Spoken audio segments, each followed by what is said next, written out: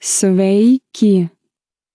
Kaip apsisaugoti nuo pinigų išviliojimo? Vadovaujantis keliomis paprastomis taisyklėmis galima ženkliai sumažinti riziką tapti sukčių auka. Štai keletas patarimų, kaip apsisaugoti nuo pinigų išviliojimo. Pirmas patarimas.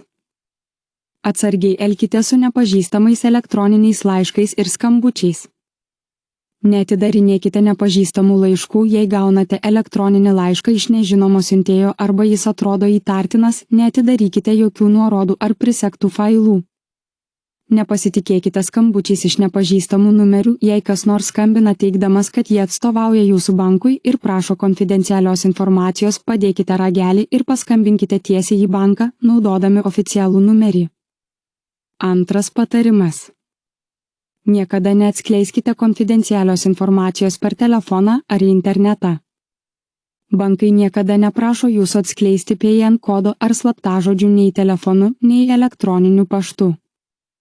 Nesidalinkite savo asmeninę informaciją, tokia kaip gimimo data, asmens kodų ar banko sąskaitos numeriu, su nepatikimais šaltiniais.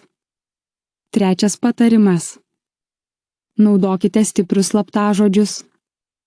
Sukurkite stiprius slaptažodžius, naudodami raidžių, skaičių ir simbolių derinius. Venkite naudoti lengvai atspėjamus žodžius, tokius kaip gimimo data ar artimųjų vardai. Keiskite slaptažodžius reguliariai ir nenaudokite to paties slaptažodžio kelioms paskyroms. Ketvirtas patarimas. Naudokite 2 veiksnių autentifikaciją.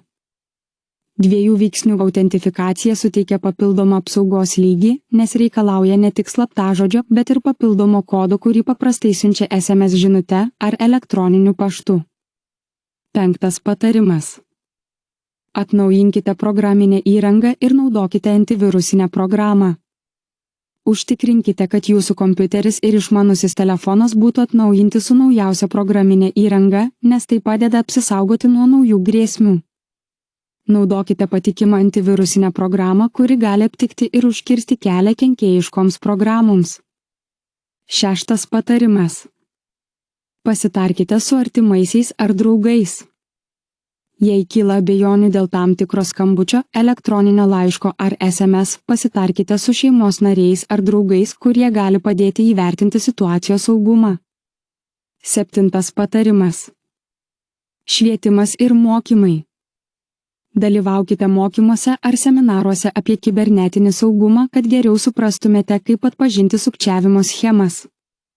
Susisiekite su savo banku ir sužinokite, kokias apsaugos priemonės jie siūlo, bei pasinaudokite jų patarimais dėl saugumo. Aštuntas patarimas. Būkite atsargus su socialiniais tinklais. Neskelbkite per daug asmeninės informacijos socialiniuose tinkluose, pavyzdžiui, gimimo datos, gyvenamosios vietos ar šeimos narių vardų. Sukčiai gali naudoti šią informaciją sukčiavimo schemose. Priimkite draugų užklausas tik iš žmonių, kuriuos pažįstate asmeniškai. Devintas patarimas. Naudokitės tik saugiais interneto ryšiais. Venkite viešųjų Wi-Fi tinklų. Nesinaudokite viešaisiais belaidžiais tinklais, kai jungiatės prie savo banko paskyros ar atliekate finansinės operacijas, nes šie tinklai gali būti nesaugus. Jei reikia prisijungti prie viešojo tinklo, naudokite VPN, kuris padeda apsaugoti jūsų duomenis. 10. patarimas. Reguliariai peržiūrėkite savo banko sąskaitos išrašus ir atkreipkite dėmesį į bet kokias įtartinas operacijas. Jei pastebite neįprastą veiklą, nedelsdami susisiekite su savo banku. 11. patarimas. Nustatykite įspėjimus apie sąskaitos veiklą. Daugelis bankų siūlo pranešimų paslaugą, kuri informuoja apie sąskaitoje vykdomas operacijas. Tokie pranešimai gali padėti greitai pastebėti įtartiną veiklą.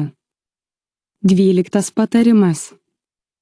Nepasitikėkite skubiais prašymais ar skubos tvarka.